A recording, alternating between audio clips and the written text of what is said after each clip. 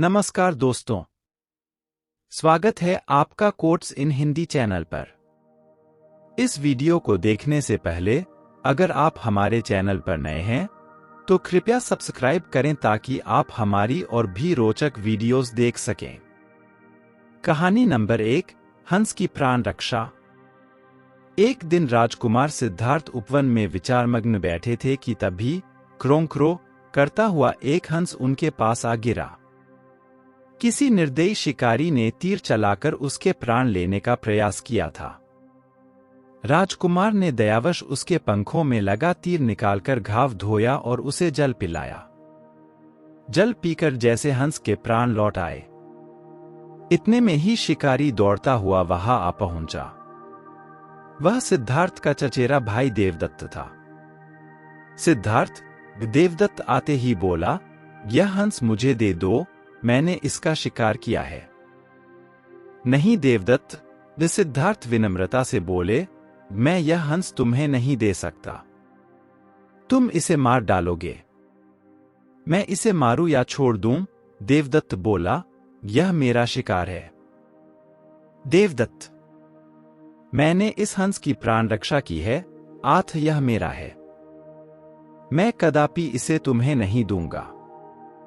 इसी बात पर दोनों में वाद विवाद होने लगा, किंतु कोई भी सार्थक परिणाम न निकला। आथ विवाद राजदरबार में राजा शुद्धोधन के सामने पहुंचा।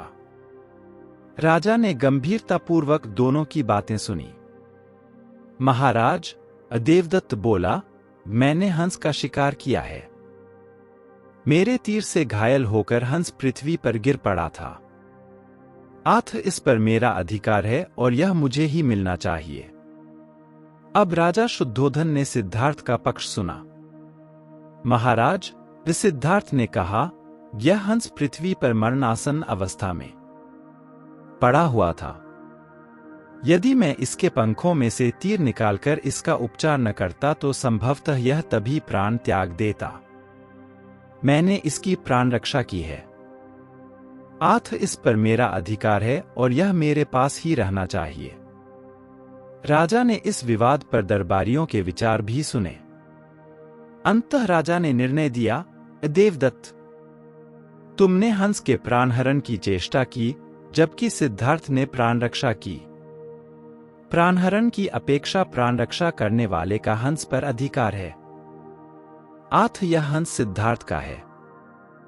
दरबारियों ने मुक्त कंठ से राजा के निर्णय की सराहना की, जबकि अपने विपरीत निर्णय सुनकर देवदत्त सिद्धार्थ के प्रति क्रोध और ईर्ष्या से सुलग उठा। कहानी नंबर 2, धनी और निर्धन का अंतर। राजा शुद्धोधन राजकुमार के लिए वैभव विलास के जितने साधन जुटा रहे थे, उतने ही वे उससे विमुख होते जा रहे थे। एक दिन सिद्धार्थ का बालसखा बसंतक सिद्धार्थ से बोला कि राजकुमार, आपके माता पिता आपसे कितना प्रेम और स्नेह करते हैं।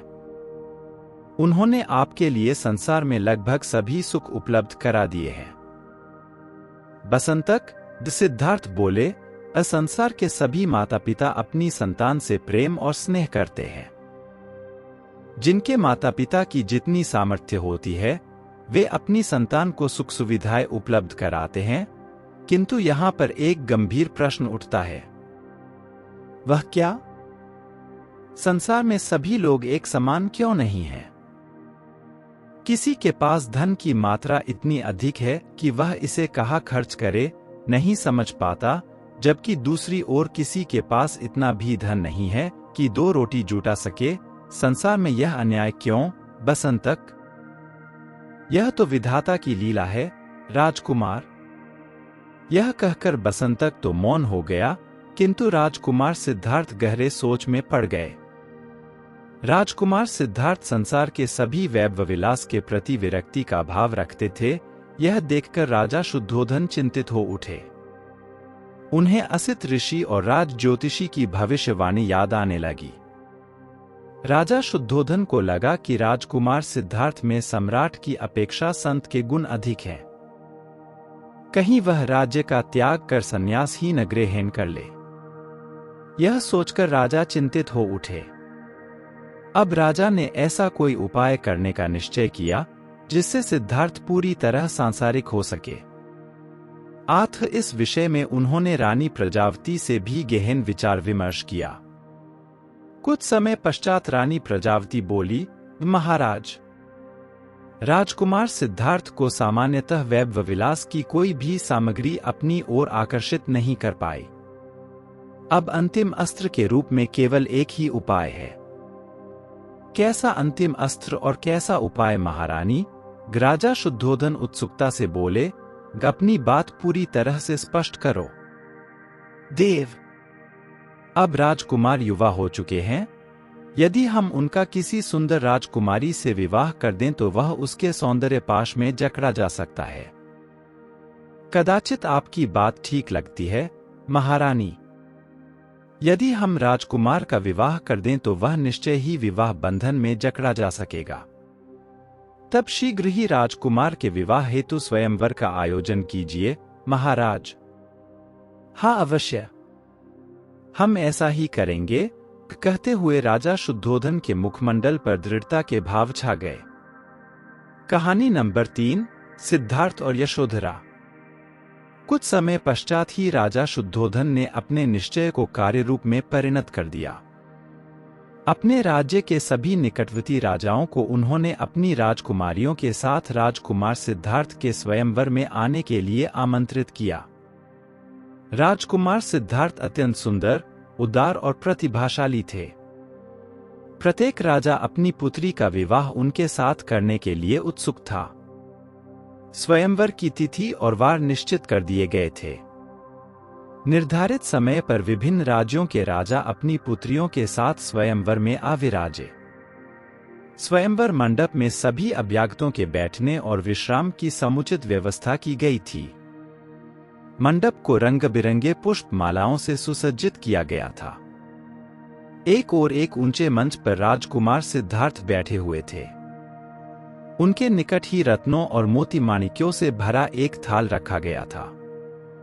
राजा शुद्धोधन और राज्य के उच्चाधिकारी गण भी मंच पर एक ओर विराजमान थे। राजा की आज्ञा से स्वयंवर की कार्रवाई आरंभ हुई।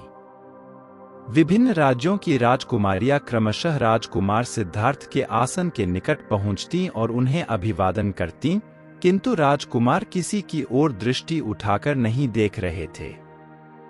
राजकुमार सिद्धार्थ अपने निकट रखे थाल में से मुट्ठी भर मोती माणिक्य उठाते और चुपचाप आने वाली राजकुमारी को भेंट स्वरूप दे देते। राजकुमारी उदास मुख लिए लौट जाती। बहुत देर से यही क्रम चलता रहा, यहां तक कि थाल के सभी मोती माणिक्य इसी प्रकार राजकुमारियों में वितरित हो गए। अब केवल थाल ही शेष था। अंततः एक राजकुमारी सिद्धार्थ के पास आई। उसकी आंखें चंचल हिरनी के समान थीं।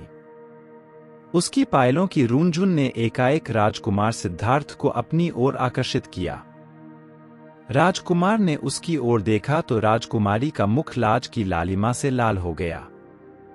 इस राजकुमारी का नाम यशोधरा था।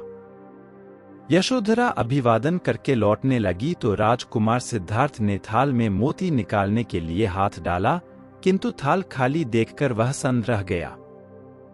राजकुमार सिद्धार्थ यशोधरा के सौंदर्य को सप्रेम निहार रहे थे, किंतु जब उन्हें मोती माणिक्य से भरा थाल रिक्त मिला तो बहुत संकोच हुआ। वे अपने मन से उठ खड़े हुए और बिना कुछ सोचे विचारे ही यशोधरा के सामने जा खड़े हुए। तभी सिद्धार्थ ने अपने गले में पड़े बहुमूल्य मुक्ताहार को उतारा और निःसंकोच भाव से यशोधरा के गले में डाल दिया। तभी स्वयंवर स्थल पर मंगल वाद्य बजने लगे और महाराज शुद्धोधन एवं राजकुमार सिद्धार्थ की जय जयकार गूंजने लगी। राजा शुद्धोधन ने आसन से खड़े होकर उपस्थित सभी गण्यमान्य जनों का आभार व्यक्त किया और राजकुमार सिद्धार्थ का राजकुमारी यशोधरा से विवाह करने की घोषणा कर दी। राजकुमारी यशोधरा के पिता ने भी उपस्थित जनों का धन्यवाद करते हुए राजा शुद्धोधन की घोषणा का अनुमोदन किया। इस विवाह घोषणा को सुनकर उपस्थित जनों को बड़ा हर्ष हुआ, किंतु वहां पर कम से कम एक व्यक्ति ऐसा भी उपस्थित था जो इस घोषणा से विक्षुब्ध था। अगर आपको यह वीडियो पसंद आया हो तो लाइक करें और अपने दोस्तों के साथ शेयर करें। धन्यवाद कि आपने यह वीडियो देखा। हम मिलेंगे अगली वीडियो में, तब तक के लिए शुभकामनाएं। स्वस्थ रहें, मुस्कराइए और जय हिंद।